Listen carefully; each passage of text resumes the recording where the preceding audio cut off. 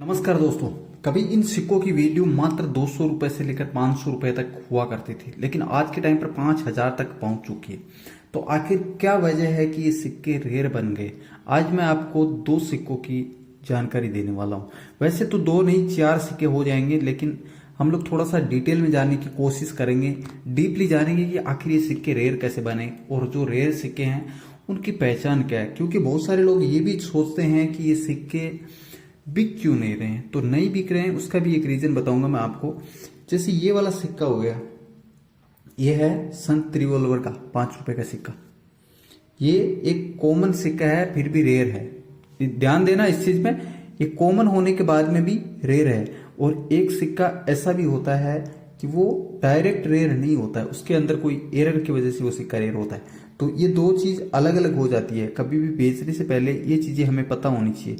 तो ये जो संत रिवॉल्वर के 5 रुपए के सिक्के अभी देख रहे हैं, ये वाला, ये दो अलग अलग मिंट में जारी किए गए थे।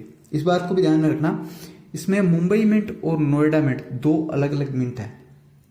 अब कुछ लोग का ये भी कहना है कि मुंबई मिंट के सिक्के भी रेयर की कैटेगरी में है। अब दो टाइप के रेयर होते हैं। एक रेयर वो होता है जिसकी वैल्यू, मतलब मान लो कि 200 रुपए है, इस सिक्के की वैल्यू मैं आपको 200 रुपए बता दूं, तो 200 रुपए का ये सिक्का आज के टाइम पर सेल नहीं हो सकता है, एक कलेक्टिबल हो जाएगा। ऐसा बोल सकते हैं कि ये कलेक्टिबल सिक्का है। अगर आज के टाइम पर मुंबई मिंट का ये सिक्का यूएनसी कंडीशन में हम लोग परचेज करते हैं तो 350-400 रुपए तक कलेक्टर लोग ले लेते हैं। लेकिन मैं इसको रेयर नहीं बोल सकता, क्योंकि 400 रुपए देकर भी अगर आज के टाइम पर आप यूएनसी कंडीशन में खरीद रहे हो तो इसको आप सेल नहीं कर सकते। आपसे कोई नहीं खरीदेगा इसको। आप अपने कलेक्शन के लिए इसको खरीद सकते हैं, रख सकते हैं। फ्यूचर में कीमत बढ़ेगी तो आप भी इसको सेल कर सकते हैं। लेकिन आज के टाइम पर अगर आप इसको सेल करना चाहें तो ये थोड़ा सा मुश्किल काम है। ऐसा इसमें एक नोएडा मिंट का भी आता है। दो मैंने आपको बताया कि एक मुंबई और एक नोएडा, दो अलग अलग मिंट से जारी किया गया था। जो नोएडा मिंट का सिक्का है वो आज के टाइम पर रेयर बोल सकते हैं। यूएनसी कंडीशन में अगर हम लोग नोएडा मिंट का ये संत रिवॉल्वर का परचेज करते हैं इस सिक्के को, तो ये सिक्का आज के टाइम पर नोएडा मिंट का सिक्का 800-900 रुपए तक देने पड़ सकते हैं इसके। तो ये एक कलेक्टिबल है। यूएनसी कंडीशन में अगर आपके पास होता है तो एक रेयर वैरायटी बोल सकते हैं, इसको अपने कलेक्शन में ऐड करके रख सकते हैं। या फिर ऐसे भी है कि आप इसको सेल भी कर सकते हैं, किसी को अगर नीड होती है तो। वो तो हमेशा नीड पे डिपेंड होता है। ये जो नुमाइस्मेटिक सोसाइटी, इसमें कोई फिक्स नहीं होता है। तो ये चीज समझने वाली है। अगर मुंबई मिंट का है तो कलेक्टिबल तो है, रेयर भी बोल सकते हैं, लेकिन वो सिक्का सेल नहीं हो सकता। सेल इसके लिए नहीं हो सकता कि उसकी वैल्यू उतनी ज्यादा नहीं है। सिक्के ज्यादा जो रेयर होते हैं वही सेल होते हैं। जैसे जिस सिक्के की कीमत 1500, 2000, 3000 चल रही है, तब लोगों को पता चलता है कि हाँ ये सिक्का रेयर बन चुका है, इसकी इतनी वैल्यू हो गई है, तो लोग उसको खरीदना स्टार्ट कर देते हैं। जब तक किसी सिक्के की कीमत 500, 300, 400 रुपए मिलती है तो कभी कभी क्या होता है ना, कलेक्टर लोग ऐसे भी 500 रुपए पकड़ा देते हैं, 200 रुपए पकड़ा देते हैं, 300 रुपए पकड़ा देते हैं सिक्के के, और वो लोग ले लेते हैं, उनको मतलब जरूरत होती तो उसके हिसाब से भी उसकी एक वैल्यू दी जा सकती है। तो ये चीज ध्यान में देने वाली है कि इसमें नोएडा मिंट है वो कलेक्टिबल है, उसकी वैल्यू आज के टाइम पर ज्यादा है, और मुंबई मिंट के सिक्के की वैल्यू कम है। लेकिन कलेक्टिबल दोनों है, ऐसा नहीं बोल सकते कि कलेक्टिबल नहीं है। यूएनसी कंडीशन में दोनों सिक्कों का कलेक्शन करना चाहिए, अपने कलेक्शन में दोनों सिक्कों को ऐड करना चाहिए। UNC, extra fine, very fine condition में मतलब इन सिक्कों ऐड करो। इससे ज्यादा मतलब घिसा पीटा सिक्का होता है तो फिर उसको कलेक्शन करने से कोई बेनिफिट नहीं होता है। वैसे मैं आपको बता देता हूँ, मेरे पास बहुत सारे लोग इन सिक्कों का लोट भी भेजा है।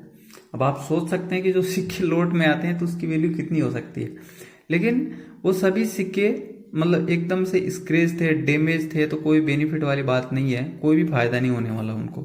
तो अगर आपको इनका कलेक्शन करना है तो यूएनसी, एक्स्ट्रा फाइन ऐसी अच्छी कंडीशन में कलेक्शन करें। अब जो दूसरा हमारे पास में सिक्का है ये वाला, ये फेरेटिक स्टेनलेस स्टील का है और ये वाला कॉपर निकल का है। दोनों एक ही थीम के साथ जारी किए गए हैं, मतलब ये कॉपर निकल में जारी किया गया है और ये फेरेटिक स्टेनलेस स्टील में जारी किया गया है। दोनों ही जयप्रकाश नारायण की थीम के सिक्के हैं। 2006 में बनाए गए थे दोनों को। ये कॉपर निकल में बना दिया और इसको फेरेटिक स्टेनलेस स्टील में बना दिया। ओनली सेम एक ही मिनट से बनाए जाते हैं। मुंबई की मिनट से बनाया जाता है ये वाला भी, और ये वाला भी मुंबई की मिनट से बनाया जाता है। अब ये सिक्का रेयर कैसे बन जाता है इसको मैं आपको बताऊंगा। अगर कोई सिक्का रेयर बना है, मतलब 7,000 तक की वैल्यू जा सकती है कोई सिक्के की, तो आखिर कोई ना कोई तो रीजन हुआ होगा। तो इसको समझने के लिए सबसे पहले इसको समझना जरूरी है। ये जो फेरेटिक स्टेनलेस स्टील वाला है, ये सिक्के जब जारी किए गए थे उसी टाइम पे ये भी जारी किए गए कॉपर निकल वाले। तो इन सिक्कों को अगर हम लोग देखते हैं तो इनके अंदर हमें ये वाली डॉट डॉट की डिजाइन देखने को मिलती है। यही सेम डिजाइन यहाँ पे भी होनी चाहिए थी, लेकिन इस सिक्के में हमें क्या देखने को मिल रहा है, यहाँ पे फ्लावर की डिजाइन बनी हुई नजर आ रही है। जो ये फ्लावर की डिजाइन है, ये यहाँ पे डॉट बने हुए होने चाहिए थे। ऐसे डॉट इस सिक्के में भी होने चाहिए थे, जो कि नहीं है। इसकी रीजन ये है कि ये सिक्का एक दूसरे सिक्के से म्यूल हो जाता है। जब इसको जारी किया जाता है उस टाइम पे ये किसी दूसरी डाई से मतलब सिक्का बन जाता है, जिसकी वजह से ये दोनों सिक्कों की जो डिजाइन है वो अलग अलग हो जाती है। मेरे पास कॉपर निकल का दूसरा सिक्का नहीं है, नहीं तो मैं आपको दिखा देता। कॉपर निकल का अगर मेरे पास में ये वाला सिक्का होता संत रिवॉल्वर का, तो उसकी भी सेम ऐसी ही डिजाइन देखने को मिलती है आपको, उसमें भी ऐसे ही डॉट देखने को मिलते हैं। लेकिन यहाँ पे फ्लावर की डिजाइन बनी हुई है, तो ये एक म्यूल कॉइन है। और यही वो रेयर सिक्का है जिसकी मैं बात कर रहा हूँ आपको। 7,000 तक की वैल्यू चली जाती है, 5,000 से 7,000 तक की वैल्यू चली गई है आज के टाइम पर इस सिक्के की। तो ये एक बहुत ही रेयर वैरायटी का सिक्का बन चुका है यूएनसी कंडीशन में। ये तो यूएनसी कंडीशन का सिक्का नहीं है, लेकिन अगर ये यूएनसी कंडीशन में होता, AUNC होता, तो इसकी वैल्यू 5 से 7,000 के बीच में जरूर होती। तो ऐसे सिक्के रेयर होते हैं। संत रिवॉल्वर का जो मैंने आपको सिक्का समझाया था वो दूसरी टाइप का सिक्का था, और ये वाला जो जगत नारायण का 5 रुपए का सिक्का है, ये इसकी वजह से रेयर हुआ है कि ये एक म्यूल कॉइन है। अगर ये सिक्का कॉमन होता है तो इसकी वैल्यू भी मात्र 5 रुपए होती। तो इस तरह से जो म्यूल वैरायटी होती है उसको पहचानना होता है, उसको पलटी करके देखना होता है सिक्के को, तभी पता चलता है। लेकिन वो तभी पता चल सकता है जब हमें कॉमन सिक्के का पता हो। अभी पता चल गया कि जगत नारायण श्री नारायण गुरुदेव का जो 5 रुपए का सिक्का होता है उसके अंदर यहाँ पे ये डॉटेड सर्कल बना हुआ होता है, लेकिन कभी गलती से भी हमें यहाँ पे फ्लावर का डिजाइन देखने को मिल जाता है ऐसा वाला, तो ये एक रेयर कॉइन हो सकता है और इसको कलेक्ट करना है।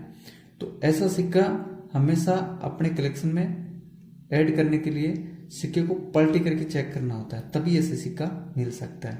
तो गाइज आपके पास में कौन सा सिक्का रखा हुआ है नीचे कमेंट में ज़रूर बताइएगा। और अगर अभी तक इस वीडियो को लाइक नहीं किया है तो वीडियो को लाइक ज़रूर कर दीजिएगा, और चैनल को सब्सक्राइब नहीं करके रखा है तो चैनल को सब्सक्राइब कर लेना, और साथ में इस वीडियो को अपने दोस्तों के साथ में शेयर भी कर देना, ताकि उन लोगों को भी पता चले कि रेयर क्या होता है और कॉमन क्या होता है।